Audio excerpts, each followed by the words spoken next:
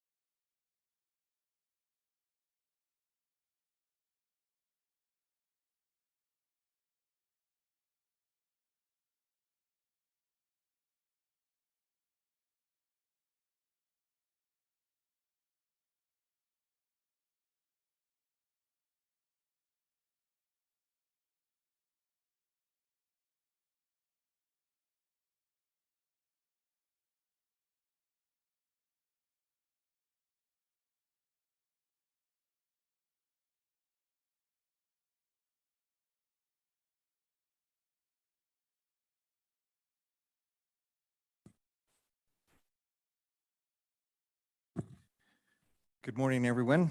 Welcome to Point of the Mountain State Land Authority Board. I'm Representative Snow, Lowry Snow, one of the co-chairs. So I'm going to call the meeting to order. I'll be conducting today. We want to excuse Lieutenant Governor Henderson, who is the other co-chair. Today is a big day for her in terms of attending to her responsibility overseeing elections.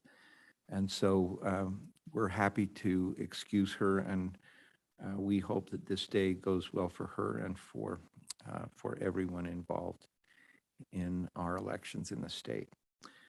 So we have again a fairly ambitious agenda. So we'll get started calling the meeting to order. First item of business on the agenda is to just give you a little synopsis of some of the work that we've done since we met last, and provide some context for our meeting today. We still see a lot of work being done and progress going on. Much of it, as far as the board is concerned, behind the scenes, our director and our deputy director and our consultants doing the day-to-day and heavily scheduled. Over the past weeks, we have begun abatement and demolition of the current prison facility, conducted traffic analysis, refined the phase 1 land use and transportation plan, initiated infrastructure planning, created a more definitive cost estimate for infrastructure, outlined public financing approaches, drafted a term sheet for development agreement, contributed to an analysis of the regional transportation solutions, shared status updates of the point with legislative committees, with state leadership, and at several conferences. Advanced discussions with X-Point Innovations, arranged for the annual audit, and much, much more. And during the meeting today, some of those details will be presented today on that progress. First item on the agenda, though, and traditionally something we'd like to take care of to begin with, is provide an opportunity for members of the public to share comments, members of the public that may be here in person or connecting with us online. Just a reminder, and we all know this, but to remind everyone again, this is a public project, and as a board, we have a responsibility to ensure that the project provides public benefits. We value input from all the members of the public, and in fact, we have a really solid record of something like 12,000 Utah residents have shared their priorities and their ideas for this project and provided input. So we welcome now the public that has joined us to provide input or comment if they would like to. Is anyone here in our meeting room that's present, member of the public, that has a comment that they would like to make? Not seeing any hands, no one coming forward. Let me ask our good staff members that are helping us with technical, no one online requesting. Okay. With that, we'll move on to the next item on the agenda, which is to approve the minutes of our meeting held October 11th, 2022. I think we've all been given a copy of those by Cece. The chair, I would entertain a motion to approve those minutes. I'd make that motion, Chair Snow. Thank you, Commissioner. Motion is made to approve the minutes. Do I have a second? Jim providing a second. We'll place that motion for a vote. All in favor of approving the minutes of October 11th, 2022, please say aye. Aye. Aye. Any opposed, say nay. Motion carries unanimously. The minutes are approved. Getting into the meat of our meeting then, item number 4 on the agenda is to receive an update from Innovation Point Partners on phase 1. I think Abby and perhaps Craig Lewis will be presenting that update. Just again, as way as background, Innovation Point Partners, IPP as we refer to them, and our land authority team have worked hard to create a master plan for phase 1 of the point. We anticipate having that master plan presented for board approval in our December meetings. That'll come up next month. But before then, our team will present the current concept to the board to get our input on whether the plan is headed in the right direction. The foundation of this plan is the framework plan that we approved quite some time ago, well over a year ago, modified to reflect additional traffic and cost modeling, market studies, and new planning concepts.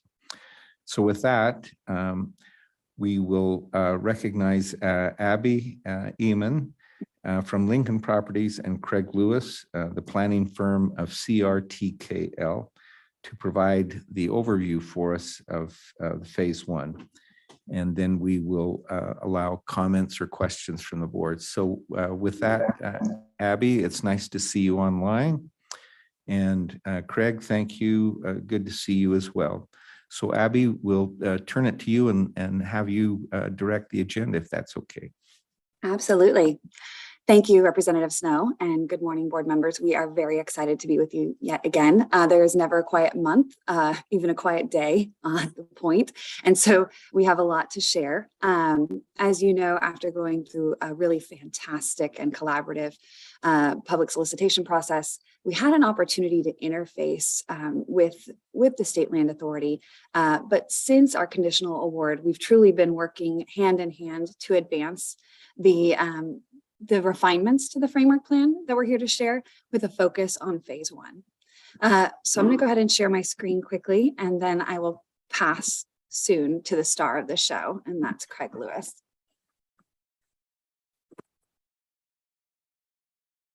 Let's see.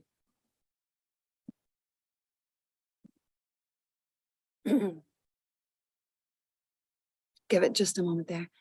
All right, so we are here to share with you a little bit of a design update overall with that focus on phase one. Quick reminder, Craig and I are speaking with you today, but we represent a huge team that is truly working around the clock to keep our project goals on track. We are showing here the three firms that make up Innovation Point Partners, but we would be remiss if we did not recognize that behind Craig Lewis is a fantastic team at Callison RTKL that is helping to keep the project on track. When we first really started researching this opportunity, it was obvious to us that we would be reaching out to Callison RTKL, not only because we have extensive experience executing projects of this size, or, well, I apologize, size. There's truly nothing of this size, but of this caliber with firms like Craig's. We also recognize that really there is no better national option in our mind for a design partner in this effort. And so Craig's going to take you through our refinements to the framework plan. But as Representative Snow shared, it really was about focusing on making sure that phase one specifically achieves the density, vibrancy, and ability to deliver on financing and ultimately economic impact that we're looking for at the point. So with that, Craig, I am going to let you take it away. Thank you, Abby, and thank you for the kind words. We continue to be very excited about this project. We do work all over the globe, and for this one is the most marquee project in our portfolio. And we're excited to continue to bring the vision that's been created. It's a very aspirational vision, and then bring it into reality. We've been working hand in hand with the staff and team to make refinements to our original proposal. The image that you see up on the screen is some of the refinements that we've been making all along. But ultimately, this project is about creating a downtown. It's creating a core to this part of the region. And it's creating really the sort of second largest central business district outside of Salt Lake City. We have a lot of responsibility to get that done right if we're going to really achieve that aspiration. So we're very focused on all the details right now. Abby, if you can go to the next one.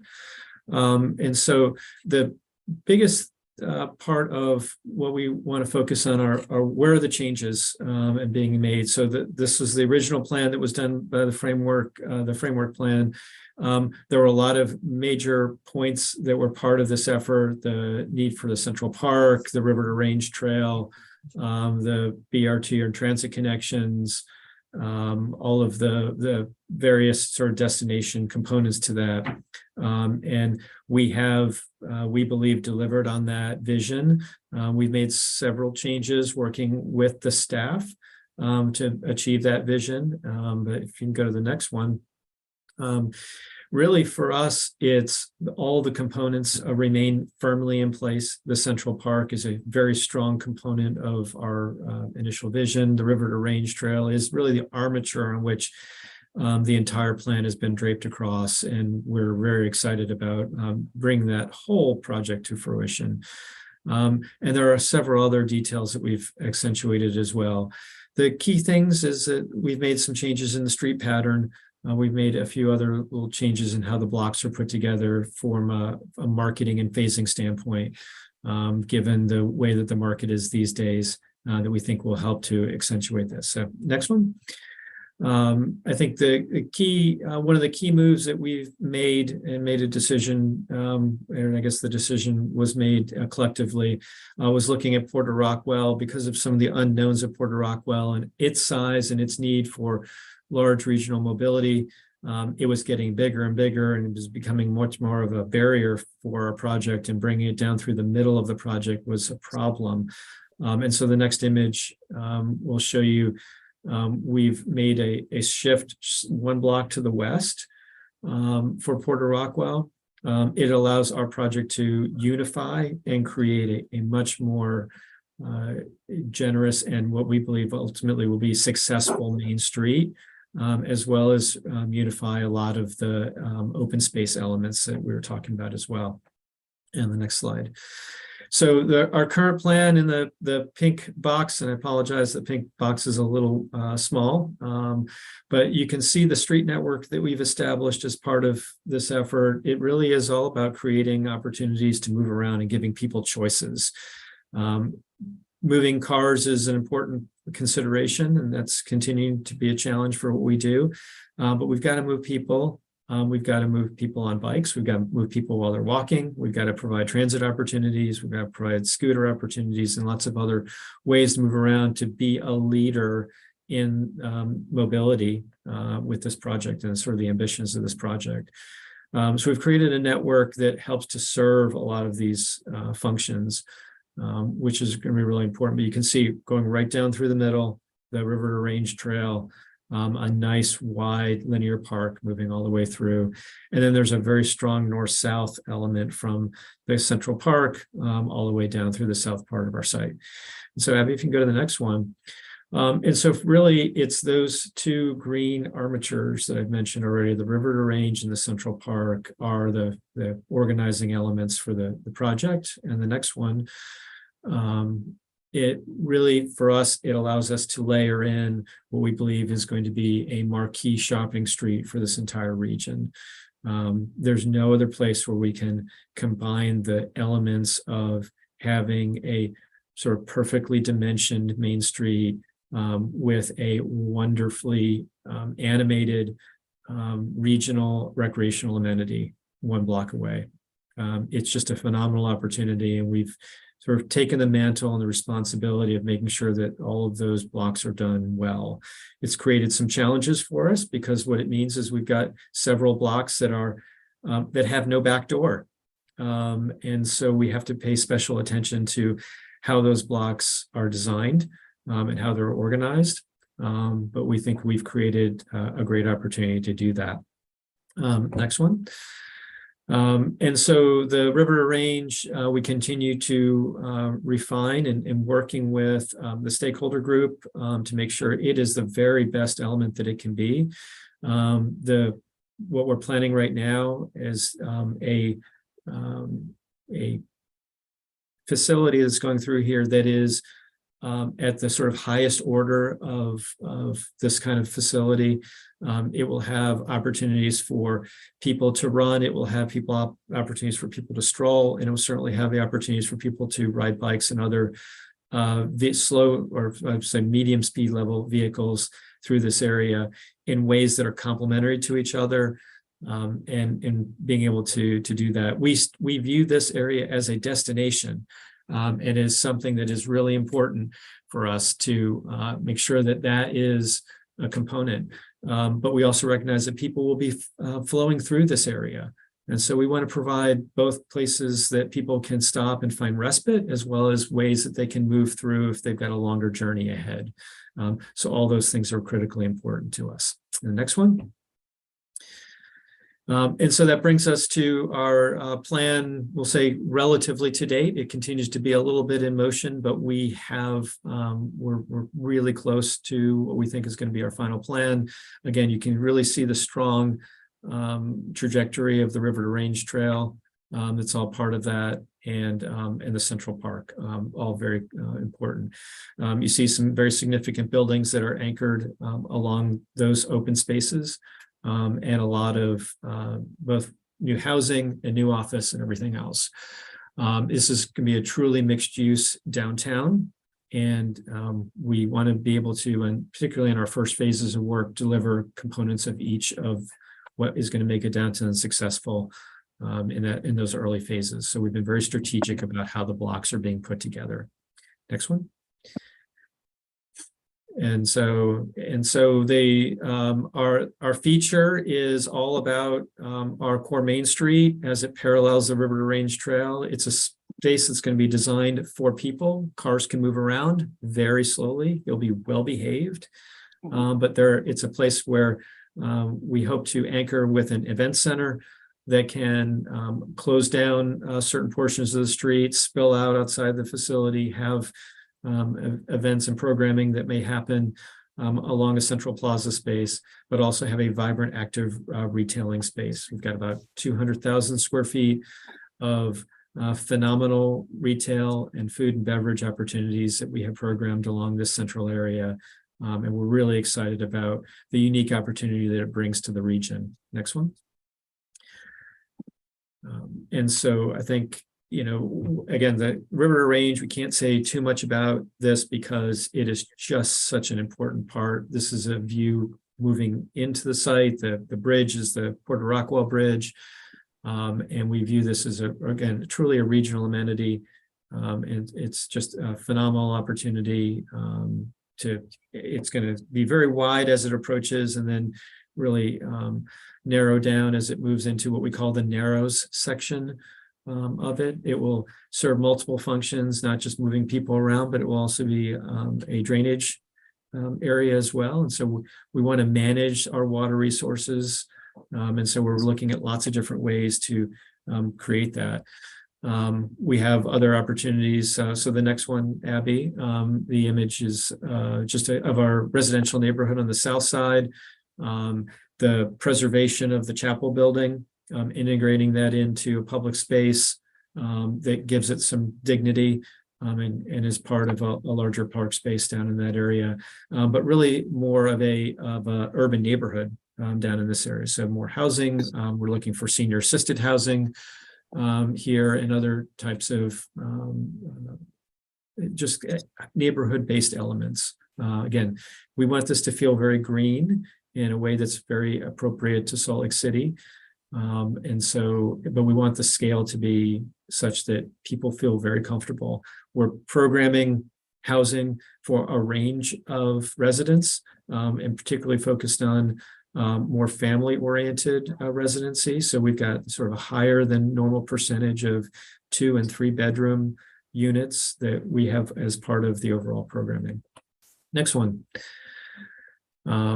And then our event center, this spaceship-looking building out there in the sort of center, we hope that will serve as a terminating element as part of the main street, as well as integrating with the River to Range Trail and the transit system. There's a lot of conversation that's happening right now as to what that transit system is going to look like, but we view this as a 50-year project. And so whether it may be bus today, or train at some point in the next couple of decades, or some other technology altogether, the most important thing is that we preserve the corridor to connect this project to the region. We view this, or most important part of this project is, in fact, it's the hub for transit opportunities in the region, because it's 20 miles to Salt Lake, it's 20 miles to the south, and it allows this area to really serve as that sort of secondary hub of new transit offerings that might continue to serve both Salt Lake and Utah counties. And next one. And one of the other elements about the project that we continue to be very excited about are all the smaller spaces that we're creating. You know, a lot of times with these sort of big projects, you get very big spaces and sort of big gestures. But as human beings, we like spaces that are actually relatively small and intimate. And so we've got several of them that we have programmed throughout. This is our winter garden area that actually, if you kind of keep going, walking through the picture, it will connect you directly to the Central Park. If you turn around, it connects you directly to the River to Range Trail. So this is our little kind of connective tissue space that we have there, anchored hopefully by a food hall and other sort of, you know, great outdoor activities, semi-outdoor activities with the weather and just allowing it to be really all season potentially in this area. And next one, there's one more. And then the Central Park, one of the sort of feature regional spaces. We've worked really hard with the design team to make sure that this is just the right size. We don't want it to be too big so that it feels open and vacant most of the time, except when we have the occasional large event. We wanted to have a series of spaces that can be programmed from the ice skating rink coming up in the holiday season to maybe more informal events. Maybe there are some spaces that the young ones can go out there and practice on the soccer pitch in an informal way, but also places for people in the office buildings to just come down and enjoy a nice peaceful seat in the summertime.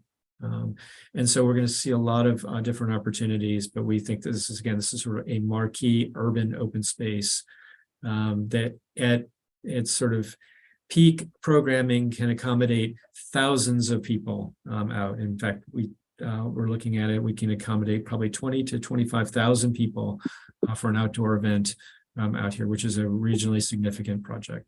Next. I think that's our last rendering to share. Thank you. And I'll turn it back over to Miss Abby. And hopefully some of the themes you picked up on is that even with these refinements, we maintained the commitment to open space, to public amenity space, to walkability, while adding connectivity and density. And so that we really felt that that was the crux of these modifications. And I would also mention that we have been working closely with Alan Scott, Steve Kellenberg, as well as the consultants that have informed us as looking at our studies and cost elements to make sure that this is feasible. And we really do feel these slight modifications are additive to the overall goals of the project. So I'll pause there and happily open it up to questions. Thank you, Abby and Craig, for a presentation. Let's go to board members for questions. Senator. Thank you. First of all, we apologize. Representative Handy and I have been in a traffic mess coming in from Davis County, so we're sorry we're late. But as I look at this, and I'm amazed, I really am very pleased with what's going on here and what you're doing. But I do have a question. You know, I've had a couple of business ventures down at the point of the mountain in that area. And there's a wind factor really that we don't deal with other places in the valley. You don't deal with it in Provo and you don't deal with it in Salt Lake City. Have you taken that into account at all? Because, you know, there's definitely a difference in what takes place there. I had some business ventures, like I say, in the Harriman area and close, and there's different microclimate there than there is in some other places along the Wasatch Front. That's a fantastic question and observation. We did actually do a wind study early on, and when we did set up our block structure. We do need to, now that we have better data, we're sort of on the project, we'll be validating that information. We've already got the model set up. And once we kind of get everything, it will definitely inform the sort of angle of buildings and how we both capture and deflect wind. But that's a great observation. Thank you. The other part of that is that, you know, when you start sponsoring outdoor activities. There's a lot of difference between having an activity where you've got that constant wind blowing and where you don't. It isn't constant, but it is different than it is along the balance of the Wasatch Front. So thank you. Thank you. Thank you, Senator Stevenson. Jim Russell. Thank you, Mr. Chairman. Is this on? Should be Sounds on. like it. Okay. So I just had a question in our last board meeting with the presentation presented by Representative Moss and his group. There was discussion of needing a presence probably on Main Street to create that, what we learned was called bumpability. And that, and I don't see that highlighted. Has there been any negotiation or discussion going on to hold space for a building such as that to be able to have its presence on Main Street or close to it? I can go ahead and take that one. Absolutely, because we have experience executing innovation districts in other areas, and as does CRKTL, we've taken some of those planning principles and they already exist very much in these refinements. But it is an ongoing conversation, and we're sitting down with Jefferson Moss next week, and we'll continue to do so to make sure that, you know, the program needs per phase are properly accounted for and integrated. But to answer kind of more broadly, we absolutely feel that the innovation district, the collaborative workspace, the incubation space is vital to what we expect to be kind of a really functional, interactive, mixed use city. And it's a keen use that we're excited to integrate. I don't know if, Craig, there's anything else that you'd add to that as far as the specifics. Yeah, one of the things I add is that we have 4 great locations. So it ultimately will depend on the programming, the access, and all the various needs and desires, and when it can be delivered, which phase it can be delivered in. So we're ready. We think it's going to be a really kind of a marquee element to the project. There's several gems that we have. This is one of them. So we're excited for it to be a part of it. Just one other question, if I can. Feel free. So it's really great. I mean, you're designing this will be the best development in the state by far. I still have some concern that when we talk about it being like the place that will draw people from all over the world or the country to, what that element would be within this design, or are we holding space? I don't even know what that is, to be honest with you. I have no idea. And maybe it comes up later. Are we holding space or place for that? Or are we searching for what that element might be? How are we going to address that? It's a very good question. So short answer, absolutely. We are focused right now on kind of what private development can do to act as a catalyst to deliver the first phase while holding space for our iconic element, and running the process with Muriel and her team on what will the focal point ultimately be. So we've heard loud and clear from many different stakeholders that this will be a tourist destination, and we do need to have that item that brings you to the point. But it will be something that we really just hold space for at this exact moment in time and let the process play out. And Craig, as always, layer in with anything I missed. I will just say that we're working on a project in Dubai right now where we're delivering the tallest freestanding tower in the world. It hasn't been built yet, so we're looking for a good location if you want to pick up on it. But we are looking for some of those areas of what our team calls the hot peppers of the project, that give it a little bit extra spice and pizzazz, particularly things that we can see from longer distances. What the relocation factor is for something like that? Probably expensive. Hasn't been built, so it's just a set of plans. I just want to clarify, it's not necessarily a tourist destination, right? Right. It could be something that draws people here, but also something that draws people within the state to that point. Exactly. More so than, going to the development in Farmington or any of the other developments that are going on. So it's multifaceted to me, not just tourist. Jim, that's a great point. No, you're absolutely right. We want it to be experiential, and that's part of why it's not just just those iconic elements, but it's also going to come down to programming and art, all of those things so that at any time you visit, there's a sense of discovery. Hopefully there's something new every time. You're quite right. We want to address not just tourist activity, although we hope to embrace that, but also making sure that we're creating a destination for Utahns to visit. Thank you, Abby and Craig. Did you have another question? You're good. Alan has asked for a moment to make comment. Thank you very much, Mr. Chair. And just a reminder especially for those that might be listening in that haven't been following our discussions, but we do have a process that's been outlined to help identify an iconic feature or features at the site. And that'll be starting up probably in the spring. It'll involve public input. We've already had some surveys on that, but there will be some additional public input. There will be a design competition with professionals around the world invited to come up with their ideas that are compelling, with some awards available for that.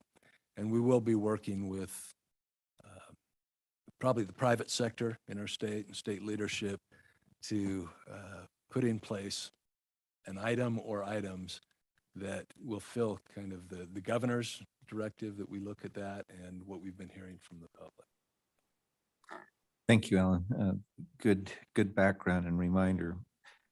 Senator Stevenson, back to you. Yeah, just a quick comment. You know, when we start talking about Representative Moss, the public aspect, the iconic, that starts to develop in my mind that there may be a state implication to a building that is tied there.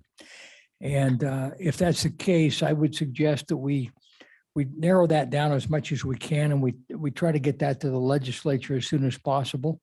We're looking at some very, I mean, if we're going to make this an icon, it's probably not a $25 million building. It may be a building in excess of well over 100, or maybe much more than that.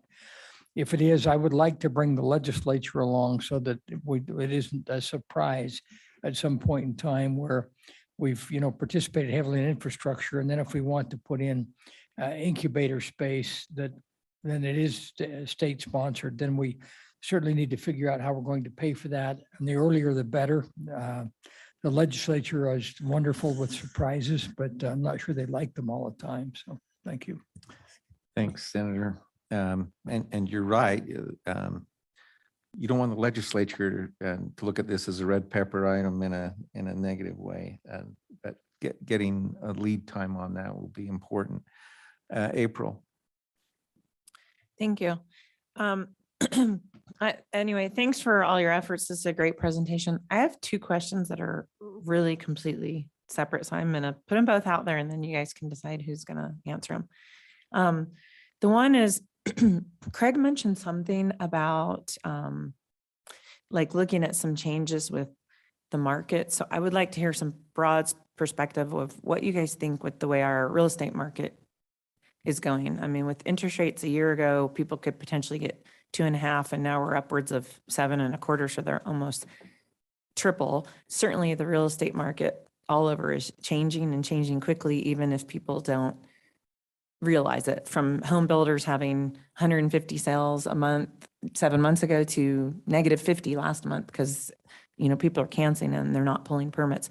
I'd like to hear the implication for that. And so if you guys meant that you already changed some density, like switched residential or something like that. Then on the other side, things like Millennium Park in Chicago, or areas where there's like a lot of one-of-kind restaurants and bistro lights, and places for people to meet and chat on the weekend, really interests a lot of us, not necessarily having every single chain that we have 10 minutes away in every other area, because then that doesn't make this area iconic. And Alan mentioned that looking for the artwork or innovative piece, whether it's like we see the Bean and you go down and you take your pictures when you're in Chicago. If that doesn't happen till next year, and then we finally maybe next summer have an idea, are we going to be able to put it in, or are people going to say we're too far down the line and we didn't leave space for that? So I'd like to hear a little bit more where you guys think that's actually going. Perfect. Well, I'll go ahead and kick off with a little bit of the market considerations. And April, you're absolutely right. We're all watching these headwinds and trying to predict where things are headed. But as Craig mentioned, we really think of this as a generational project. It's decades long. And so we're not going to let too many short-term market situations truly change the way we're thinking. What we have done, though, is we've adapted to make sure that our phase one accommodates the residential density that we do believe that the market demands immediately. We also are very optimistic about the office metrics in Utah. It's part of why we are so focused on this. We are excited about the tenants that we're speaking to and the opportunities. So the theme here is that we actually want to be a little bit more dense in phase one and then build in enough flexibility to make sure that we can navigate the financing hurdles through the changes in the economy and financing options. So I think that's the major points I would add to the market conditions. I don't know if Craig, you have anything on that. Otherwise, we'll go to the art and focal point. elements. Just the one thing I will add is that we have to deliver the place in the first phase because it's what establishes all the value for being there. And so all of the things that we need to do, and we've made some slight changes on our end, but it hasn't really changed the program. We still have the same amount of density that we're planning from the day one. In fact, we may have a little bit extra because we're looking for a little bit more housing right now. Housing is the easiest thing to construct in this marketplace. And so that's going to help deliver the retail and really the Main Street environment, which then helps us connect and establish the river to range as a corridor going through here. So it really kind of organizes everything. The other piece that we've done is we've established a really kind of a regular block structure so that things can change. And if we come up with a bigger idea that we can insert into it, we've got lots of places to be able to do that and be able to add into the overall project. That's the beauty of sort of the normal downtown block structure, is that it allows not only to change sort of in mid-construction, not mid-construction, but in mid as we're sort of building, but it also allows these places to evolve over time, because this is a project, and Abby mentioned it being generational. It's going to be constructed, and then we hope it's going to evolve over time. So the first 20 years will have one element, and we hope it's going to continue to evolve and mature as an urban space and get bigger and more exciting over time, particularly as we get the transit elements to the site and get that all pulled together. We think the transit actually is one of the really big needs out of this. And so the more that we can start moving that in the direction of this downtown, the more exciting we think it's going to be over the next couple of decades. Thank you. I appreciate you guys saying that generational and that it'll take decades and that you're dynamic, but we don't completely just pull back based on what short term, because I think all of us are very optimistic and really high on Utah in the long run. So thanks. Thank you, April. Thanks, Abby and Craig. I've got a question, a couple of questions and comment. First of all, Craig, great job on the graphics. And I don't think I'm the only one that when we look at a map or a piece of paper and we try to envision this, we do the best that we can, but seeing what you produced in terms of the graphics, giving us some 3D look. For example, the river to range, that one shot as the entryway gives us some appreciation for the width and scope of that, which is pretty phenomenal. And I don't think I'm the only one that envisions it being something like that, but actually seeing it visualized that way is really helpful, I think. When I look at the kind of the 3D graphic looking from the top down and the density of the buildings, but also interspersed with the park and the fact that this is also going to be a destination for not just for the people that work there, but for the public. And if you add to this iconic piece, my question is, do you feel like you've taken that into account in providing parking? You know, we hope that people take advantage of transit, but I can't help but think of some of my frustration as I've gone some places with my family and had to make multiple trips around a park or circle around a parking lot, preying on the next person that's leaving, you know, and so I can't imagine how challenging that would be to take all of that into consideration. But do you feel like that's something that we've addressed and we plan for? We have spent a lot of time talking about parking. As we say in my business, unfortunately, form follows parking in much of what we do. So it's still a part of our modern reality. There are lots of places that as they mature, they get transit options, they become destinations, they really become live, work, play areas. Parking requirements are much less, but we are approaching these early phases at a market-based approach as if transit was not there. Okay. And we've also set it up so that parking is convenient. And one of the reasons why we wanted to push Porter Rockwell out one block is it allows us to get a destination parking deck at the western end, and we have a destination parking deck on the eastern side by the event center, so that people can, as they're coming into the site, find that parking very quickly. We'll plan to have great signage and locations of how you get to the parking, and you know, sort of all the greatest technology in managing parking will all be embedded as part of that. But that is definitely something that we've been paying attention to and making sure that it is convenient. We don't want to overdo it, because honestly, if you build it, they will come and they will park. Like, we want people to come. We just don't need you to park all the time and just let the car sit everywhere. So we're trying to change attitudes, particularly of people who are working and people who are living there. And so a lot of planning has been done on giving people lots of other mobility choices. Most of the trips we take each day are not back and forth to work.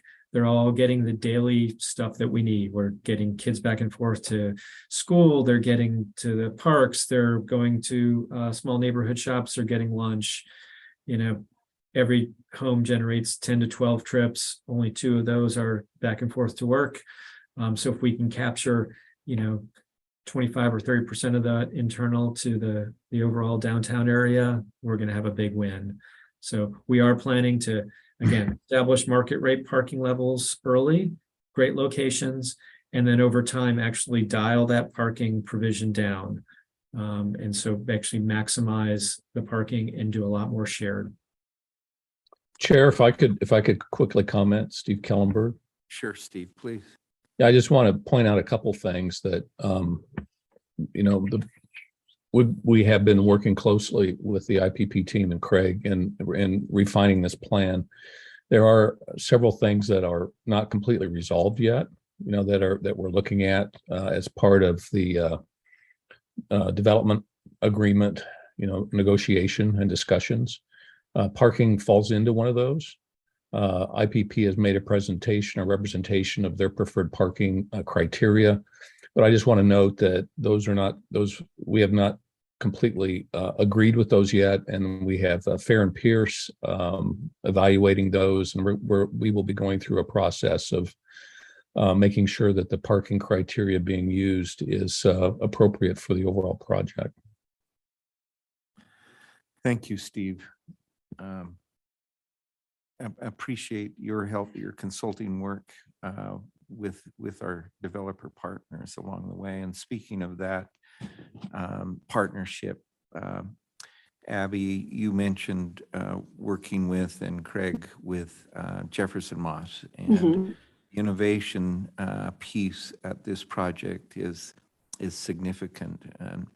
And so thank you for coordinating with him. He's got an important position with higher ed, which is all related to what we're doing there.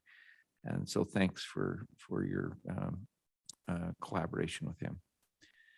So I don't see any other lights on. And do we have any of our virtual attendees from the board indicating? All right. Well, thank you again for your presentation and for your good work and for your collaboration and your efforts to help make this the project that we all dream of. And I suspect that we'll be having you back regularly for these updates. Thank you. It's a privilege. And yes, we Thank plan you. to be there in person in December, all of us. So see you then. Thanks, Abby. Thanks, Craig. Thank you. All right, the next item on our agenda is we welcome our guests from Dominion Energy Strategies. We have asked Steve Ridge from Dominion Energy, and Steve, you can introduce who else you have with us. I think as the board knows and would like the public to be reminded that we have established a high sustainability standard for the point, including working towards a net zero carbon development. Our energy system will be a critical part of advancing that goal.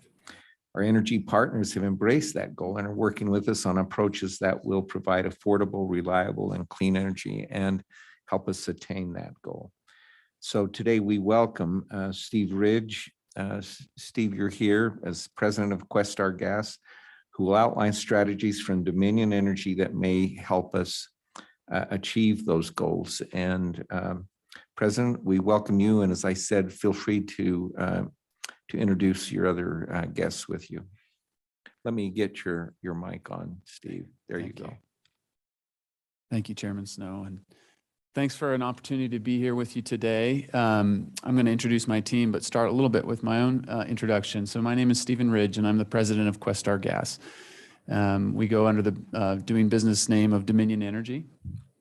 Dominion Energy is a large national energy company that serves 7 million utility customers, both electric and gas, across 5 major states: North Carolina, South Carolina, Virginia, Ohio, and Utah.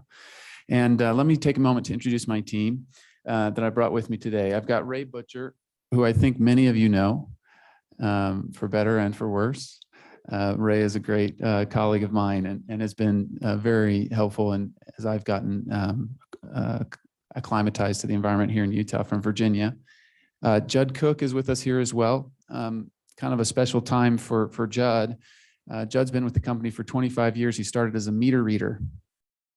Last week on Friday, we announced that Judd will be assuming my role on Thanksgiving. He'll become president of Questar Gas. It's very bittersweet. A week ago, Monday, I got a call from our CEO indicating that the board and he would like me to become the chief financial officer for Dominion Energy. So it's far too short a time to be in this wonderful state, but I have every confidence in Judd's ability to continue to provide that safe, reliable, affordable, and sustainable energy to our nearly 1.2 million customers in Utah, Idaho, and Wyoming. And then finally, Mike Orton, who's our leader for energy efficiency, is with us today. I've just prepared 5 slides is all, so I will keep it brief. Let's see, how do I advance this?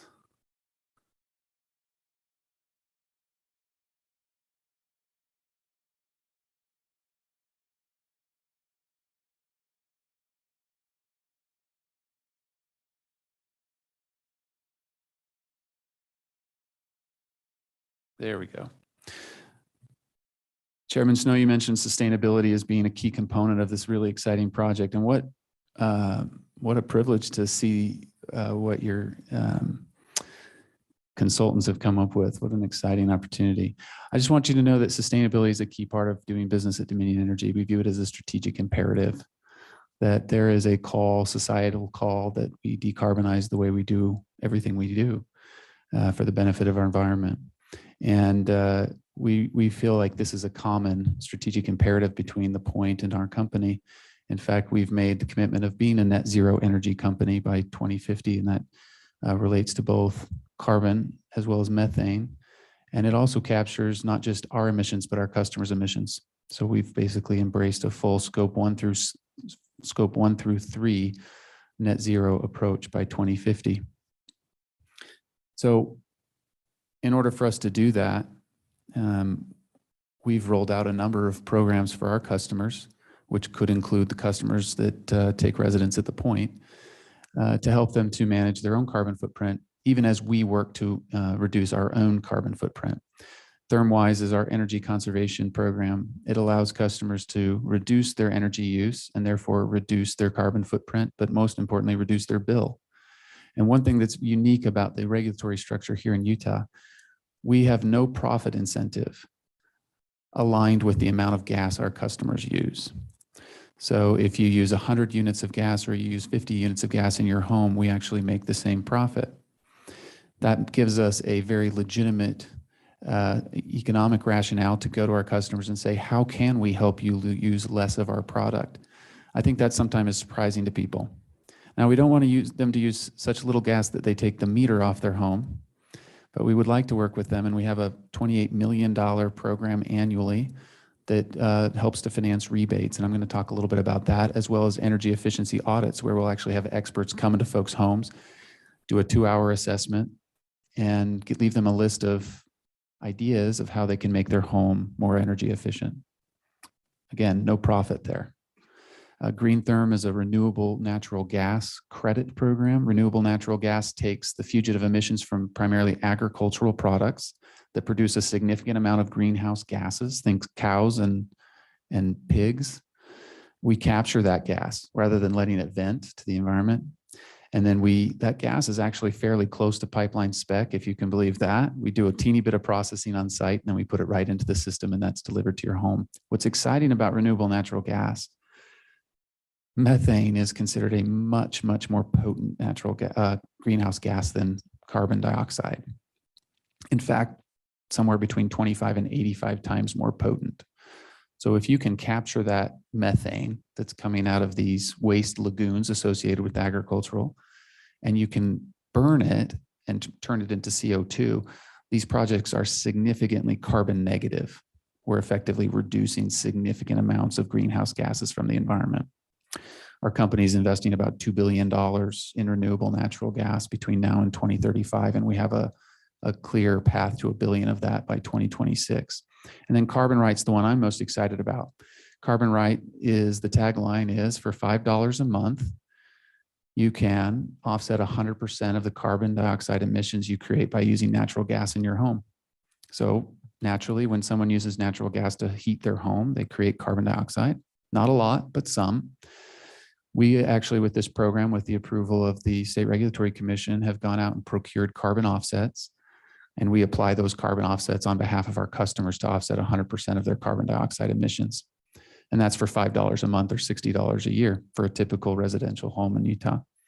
We procure those carbon offsets from a local landfill project in Missouri, and also a reforestation project in Minnesota. We've seen robust customer interest in this program since we launched it in March. And I suspect this is going to be a key part of our continued sustainability push. Let me quickly just address a couple of misconceptions about the use of natural gas. For a long time, our company's motto has been "take us for granted," which is a really good motto for a utility company. You don't want people thinking about you. Unfortunately, the way the world has changed, taking us for granted is morphing into take us for granted into extinction as a company. And so we need to do a better job telling our story. And we have a fantastic story and a fantastic environmental story. So one misconception about the use of natural gas is that it's a key contributor to the inversions that we have and the poor air quality. This data you see on this page is actually from the Division of Air Quality in the state of Utah. And what it shows is it starts with total emissions causing sources, and it starts breaking it into components. Eventually you get to this point where on the very right side, you can see that the combustion of natural gas in homes and buildings, homes and businesses along the Wasatch Front account for 4% of inversion causing emissions on a typical winter day. Now, we're not content with 4%. We'd like to drive that 4% to zero. But I think you hear some of the dialogue about buildings being a major cause of air quality emissions, and people naturally assume, well, that must mean natural gas is what's causing that. And when you actually dig into that, that's not actually what the facts show. There are a number of building-related emissions that have nothing to do with natural gas. So I think this is surprising to many people when we show this. The other misconception about natural gas is that it's significantly worse for the environment than an all-electric home from a CO2 emissions perspective. And when you assess CO2 emissions, because CO2 is not a local airshed issue, CO2 is a global atmospheric issue, it doesn't really matter that the CO2 is emitted 5 miles away, 10 miles away, 15 miles away, or 20 miles away, or 1,000 miles away for that matter. That's different from air quality. So in that, the industry standard or the acceptable environmental standard, when you think about CO2 emissions, is looking at the entire value chain from where the gas is produced or the electricity is produced, how it's transported, and then how it's used in the home. Now, it's easy to think that an all-electric home or an all-electric business is zero carbon because you look at the appliance and it doesn't emit. But if you look at a natural gas furnace, it does. What that is missing, that analysis is missing, is the fact that you have to take into account all of the emissions along the entire value chain. And my dear friends at Rocky Mountain Power, who I have a great deal of respect for, and I know that they're working quickly to change the makeup of their environment, or their electric production. The reality is 85% of the electricity produced in the state is fossil fuel based, with 60% of that being coal. And coal is a fairly emitting, it's very reliable, it's been very affordable, but it is also quite emitting. And it'll take a long time for that to change. And I know there's plans to change it, but Rocky Mountain Power's public plan is they're going to retire their last coal-fired facility in 2042. So we're talking 20 years from now. For now, and I think for the next decades, a home or a business that uses a combination of electricity and natural gas will produce up to 25% fewer CO2 emissions than an all-electric home that's reliant on the current grid. Again, that will change over time, but it'll take time for that to happen. Chairman Snow, you asked a very interesting question about parking. And I'm going to quote your consultant, Craig Lewis, who said, on parking, we're taking a market-based approach. And I think from an energy perspective, that's very much relevant. There's a hope that over time, people will need to park less and need less parking. But for now, that's not how it is. And so it would be a mistake, it sounds like, from your perspective, to build the point and not put any parking facilities. I'd make a very similar argument about the use of natural gas on the point. I think using a market-based approach. And let me spend one last slide talking about what we think we can bring to the table. So why natural gas infrastructure at the point? It's safe, it's reliable, it's affordable, and we've talked about how it's increasingly sustainable. It keeps energy options open and preserves customer options. And it's a pragmatic redundancy for critical energy systems. What can we do to be a solutions-oriented partner? We've been fortunate to have a number of meetings. We met with Alan in June. We've had a couple of recent technical discussions around the existing infrastructure. And last week we had another meeting with some of the Points team to talk about some of these solutions. But just a couple to start. Dual fuel heating systems, which use an electric heat pump for 95% of the year. The problem with electric heat pumps is when it gets very cold outside, they lose a lot of efficiency, even in the most modern uses of it. And it becomes very difficult to heat your business or your home. So the dual fuel heating system allows you to, in those very cold moments, flip back over to a traditional natural gas furnace and still preserve the ability to use electricity for much of your home heating when it's ambient temperatures allow that to be an efficient solution. And I'm excited about this dual fuel heating system because combining our rebate and our energy efficiency program, Rocky Mountain Power's rebate, and the federal rebates, a builder can cover about half the cost of a dual fuel heating system with rebates. So cost of the system's about $10,000. You apply our rebate, electric companies rebate, federal rebates, and you can get about half of that back, which we think is very attractive, and builders will continue to choose that.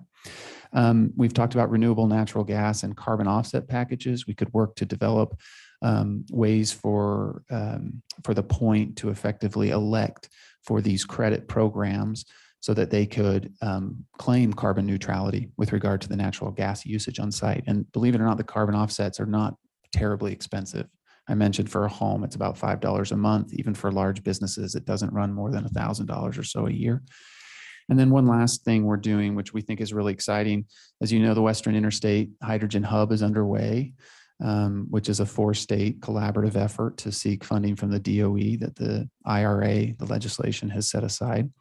We're in the process right now of working with the city of Delta after a year of testing this at our training facility, of blending 5% green hydrogen into the natural gas stream in the city of Delta.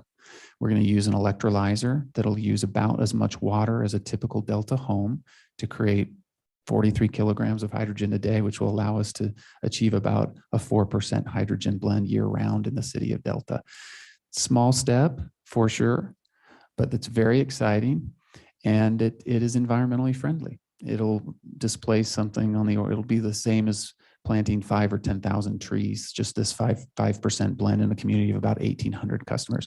Could we do something on side of the point where at the injection point for natural gas, you put an electrolyzer?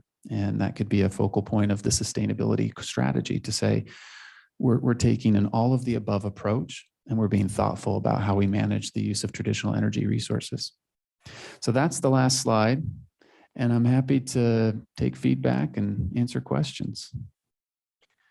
Thank you, Steve. We appreciate that presentation. We have a question from Representative Handy. Yeah. Thank you, Steve. Good to see you, and best wishes on your future pursuits. We're sorry to lose you here in the state of Utah, but wish you well, and congratulations to you, Judd. It's very, very exciting. I am very, very bullish on natural gas. I've had the opportunity a couple times to work with Dominion on legislation, particularly allowing the company to get into the renewable natural gas space. And I have been so excited to see that go. I've been out to the West Desert. I've seen the pig farms.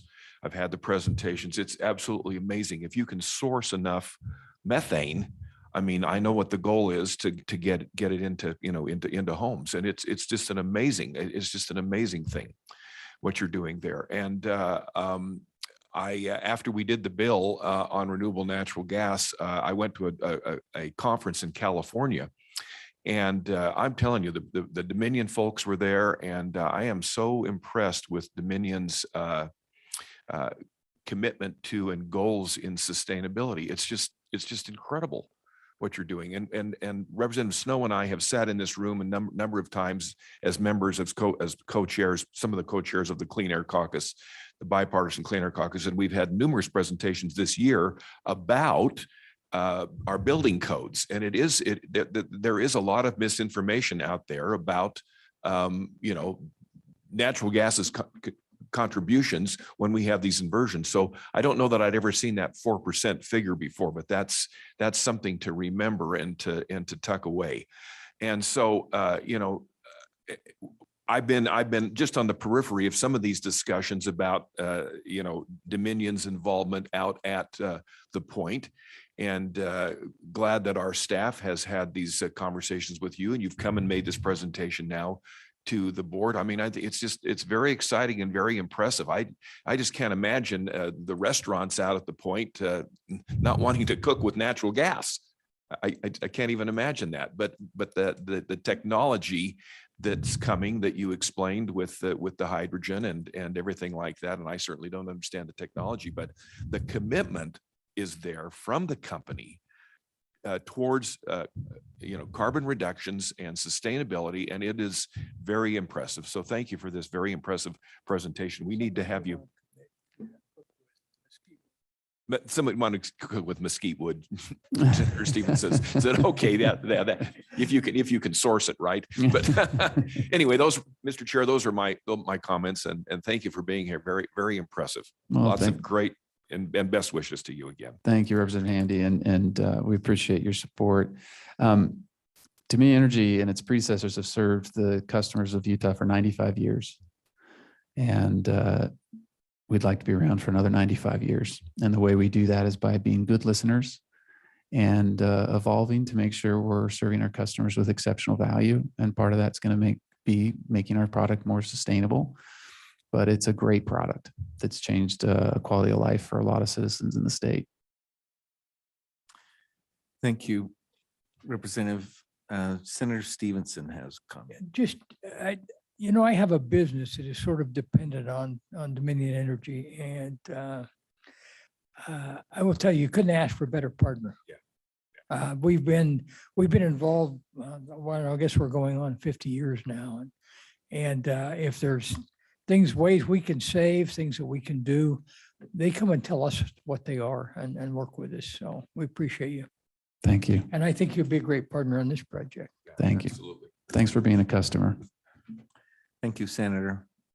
Any further questions? Don't have any. Let me just say, thank you again for your presentation. And Judd, that's quite a story from meter reader to president, and you should make sure and record that. And I just want you to know, in my early days as a student, I was a meter reader, not for gas, but for water. And I have a few scars left from dog bites to prove. I'll bet you do. We could share stories. But when I heard Steve say that, I just suddenly could remember some of those days walking residential neighborhoods reading the meters. So anyway, that's an impressive story. So congratulations. Thanks again, Steve. Thank you so much for having us. You bet. The next item on the agenda is a resolution to begin assessing energy tax. So the reason that's on the agenda is earlier this year, the legislature authorized the Land Authority, our body, to collect a sales and use tax on the energy used at the Pointed Mountain State land. The statute requires a board resolution to initiate that collection. So we have invited our attorney, JC Skinner, to present the resolution and answer questions. So JC, welcome. Alan, did you have anything that you wanted to cover? Oh, I guess I should have. Alan, did you want to, before we turn it to? Okay. Sorry.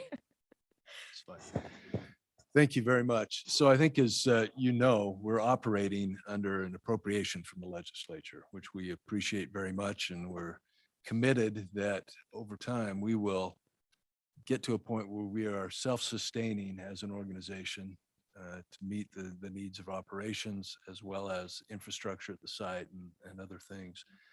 We also fully anticipate that the public investment in this project will be paid back multifold and will be an appealing investment. But one of the elements to get there is this opportunity to start collecting some returns and revenues from the site itself. And today we're going to talk about the first of those opportunities. It was reflected in legislation last year. It's in the statute in Utah Code 10-1304 that gives us the authority beginning July of this year to start collecting that energy sales and use tax. And so there's a process that we need to go through. We'll let JC talk about the details of that. But I think the interesting and exciting element is what I said before. This is our first step into heading towards self-sufficiency as an organization. Thank you. I don't have a lot to add as to background in relation to this. This is a tax that many of you are probably familiar with. This is typically a municipality imposed tax on energy production. The presenters before us are probably very familiar with this particular tax. Right now, there are two energy providers at our site, which are Dominion and Rocky Mountain Power. But this is a tax that is imposed on top of energy costs. As Director Matheson stated, this is something that was authorized by the legislature for this board to start to collect, and it will be the first type of revenue that this site really can see, as we will start to collect other types of revenue as the project progresses. This will be one of the first that will come into play. So this will be a 6% tax on top of the energy costs that will start to accrue as energy is used at the site. And can be collected upon a resolution or ordinance based upon passage from this body. So that is what we're looking at here. I'm happy to answer any questions. It really is a rather simple tax and one that is well known and currently imposed by the city of Draper. And so we'll transfer here. Question from Representative Handy. Yeah, thanks very much.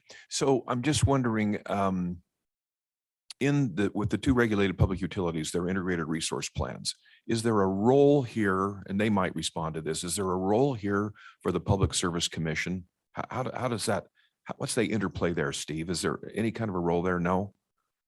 Don't think so. Yeah, Okay. This is a statutorily Okay, established tax sure. that does apply across the state. So every municipality has the opportunity to impose this at the same rate. They can choose not to, or they can choose to do it, but it has already been considered by the Public Service Commission and Okay. approved by the legislature. Thank you. Thank you, Representative. Senator Stevenson has a question. Just very quickly, what we've done is we've taken 600 plus acres or in that range off of the market, off of the non-tax market since, I guess, probably the late 1940s, early 50s. That property hasn't created a lick of taxes for the state of Utah. It is now property that will create tax and will create increment and income for the state of Utah. And that's been the objective since the day that the decision was made to move the prison. And so what we're doing is this is just a first step. Probably many others. We've created a political subdivision that will have the ability to do what political subdivisions do, but we've agreed to do that in concert with our neighbors, which was the county and certainly Draper City. So this is a very positive move. I think it's something we do all over the state, and it makes a lot of sense for everyone. So just, I think we're on the right track with this. Thank you, Senator. Appreciate your comments. Further questions or comments from the board? Don't have any lights. So JC, as I understand it, we all have a copy of the resolution. You do. And I believe that it is ripe for action. If Chair would entertain a motion concerning the resolution, we need to have that in place. Mr. Chair, this is Mayor Walker. I move that we approve the resolution. Thank you, Mayor. It is moved that we approve the resolution that is in writing and each of us have a copy of it. It's a matter of record. Do I have a second of that motion? Second. Yep. Second, I think Representative Handy was the first voice that I heard. So it's been moved and seconded that we approve the resolution. Any discussion to the motion? Not seeing any indication. I'll place that for a vote. All in favor of the motion to approve the resolution as presented and prepared, say aye. Aye. Any opposed, say nay. Motion carries unanimously. Thanks, JC. And Director Matheson, thanks for your help in explaining that, why it's important. That brings us to the last item on our agenda. And with respect to that item, that's item number 7. I'm informed by legal counsel and also by our director that matter, we're still looking at some issues related to that matter. So we're not going to go forward on that item.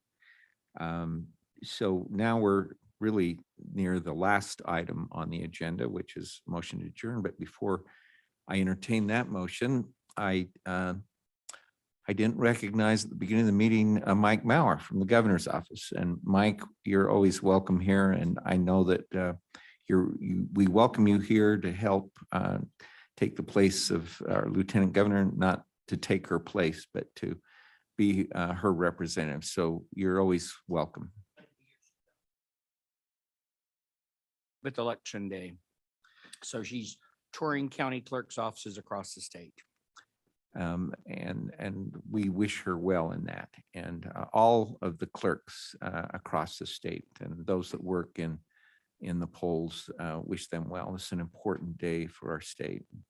for our country as well. So with that, we'd entertain a final motion. Representative Hanny, it's moved to adjourn. Do I have a second? Second by April. All in favor of that motion, say aye. Aye. We stand adjourned. Thank you all very much for Thanks, attending. everyone. Thank you. All the extra time you've taken. Gosh,